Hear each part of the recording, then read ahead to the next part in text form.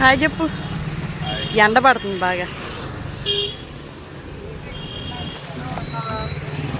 Hello friends, welcome back to our channel. నేను మీ సుమా జగదీష్. ఈ video ఏంటంటే శ్రీ గుబ్బల మంగమ్మ తల్లి దేవాలయంకి అయితే వెళ్ళామన్నమాట. ఇది యాక్చువల్గా వెళ్ళి 1 మంత్ పైన అయిపోతుంది. సమ్మర్లో వెళ్ళామన్నమాట. ఇప్పుడు వర్షాకాలం కూడా వచ్చేసింది. ఏంటంటే మా ఫ్యామిలీ ఇంకా మాస్టర్ వాళ్ళ ఫ్రెండ్స్ ఫ్యామిలీస్ ఒక 5 ఫ్యామిలీస్ అయితే అందరం కలిసి 1 డే అలా సరదాగా ట్రిప్కి అయితే వెళ్ళాము. ఇది ఎక్కడంటే జంగారెడ్డిగూడెం దగ్గర ఉన్న శ్రీ మధ్య ఆంజనేయ స్వామి టెంపుల్ దగ్గరికి అయితే వచ్చి దర్శనం చేసుకుని మళ్ళీ రిటర్న్ వెళ్ళిపోతున్నాము. యాక్చువల్గా 5 o'clockకే స్టార్ట్ అయిపోయాం, కానీ మేమే అందరికన్నా లేట్ వచ్చేసాం అనమాట. మా వల్లే ఒక 1 hour లేట్ అయిపోయింది. ఇంకా దర్శనం చేసుకుని ఆంజనేయ స్వామి దగ్గర దర్శనం చేసుకుని అయితే మళ్ళీ వెంటనే బస్ ఎక్కేసాము. అక్కడ టెంపుల్ దగ్గర జీడీలు ప్యాకెట్ కొన్నాం అనమాట. అందరం ఒకటి తీసుకున్నాం. యాక్చువల్గా ఆ జీడీలు చాలా గట్టిగా ఉన్నాయి, కానీ సరదాగా అలా నవ్వులుతూ చప్పడిస్తూ బస్సులో కబుర్లు చెప్పుకుంటూ బయలుదేరిపోయాము. ఇదంతా జంగారెడ్డిగూడెం అండి. జంగారెడ్డిగూడెం వచ్చిన తర్వాత ఇక్కడైతే టిఫిన్ చేస్తూ ఉన్నాము. మన వాళ్ళు ఎవరైనా జంగారెడ్డిగూడెం వాళ్ళు ఎవరైనా ఉంటే కామెంట్ సెక్షన్లో కామెంట్ చేయండి. టిఫిన్ చేసేసి బస్ అయితే వెక్కాము. మాస్టర్ వాళ్ళు కొంతమంది అయితే కోడిని తీసుకురావడానికి వెళ్ళారు. అమ్మవారికి ఇవ్వడానికి కోడిని అయితే కొని తీసుకురావడానికి అయితే వెళ్ళారు.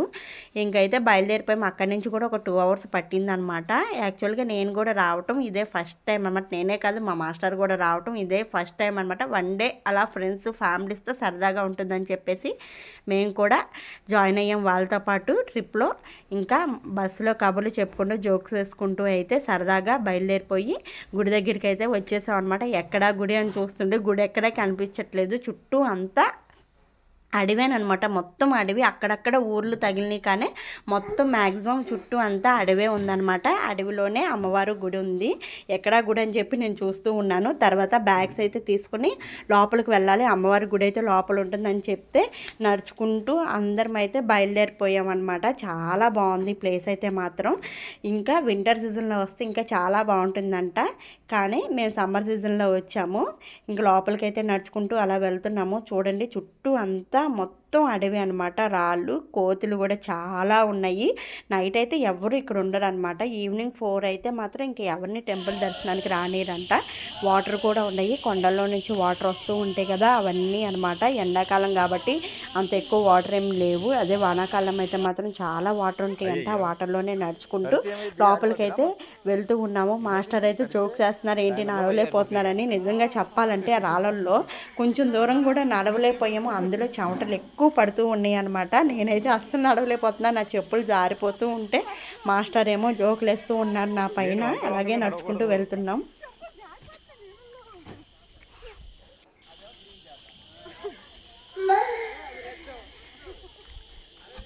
ఏం నిజంగానేనా వీళ్ళు ఏం చూపిస్తున్నారా బాబు? ఏం నిజమేనా చంద్రబాబు నాయుడులో చూపిస్తున్నావా?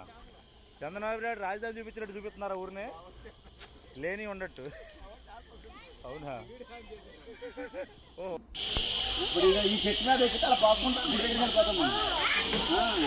ఈయనెవరు వస్త్రం. ఇంకా శివ మాస్టర్ అయితే పిల్లలకి జోక్స్ వేస్తూ నడిపించుకుంటూ తీసుకువెళ్తున్నారు. 1 kilometer లోపలికి వచ్చిన తర్వాత అమ్మవారు ఉంటుంది అనుకుంటే ఇక్కడ అమ్మవారు లేరనమాట. మళ్ళీ వెనక్కి వెళ్ళాలి, అక్కడే గుడి అని చెప్పారు. ఒక బాబా అనుకున్నాం. ఇక్కడ ఏంటంటే కొండ పైనుంచి వాటర్ వస్తూ ఉన్నాయి అనమాట, ఒక చిన్న జలపాతం లాగా. ఆ వాటర్లో ఏంటంటే అక్కడికి వచ్చి అందరూ స్నానం చేస్తున్నారు. స్నానం చేసి ఆ తడి బట్టలతోనే అమ్మవారి దగ్గరికి వెళ్ళి దర్శనం చేసుకోవాలంట. ఇంకా మాస్టరు, పిల్లలు అందరూ అయితే అక్కడ ఎంజాయ్ చేస్తూ ఉన్నారు. మేమైతే పైనుంచి చూస్తున్నాం.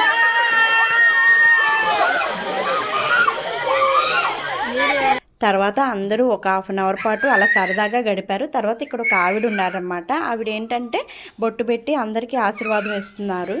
ఫైనల్గా మళ్ళీ 1 kilometer వెనక్కి వచ్చేసి అమ్మవారిని దర్శనం చేసుకోవడానికి అయితే వెళ్తున్నాము. ఆ తడి బట్టలతోనే వెళ్ళి అమ్మవారిని దర్శనం చేసుకోవాలంట. నేను ఇంకెక్కడ గుడి ఉందని చూస్తుంటే ఇక్కడ యాక్చువల్గా గుడి ఏమీ ఉండదు సపరేట్గా.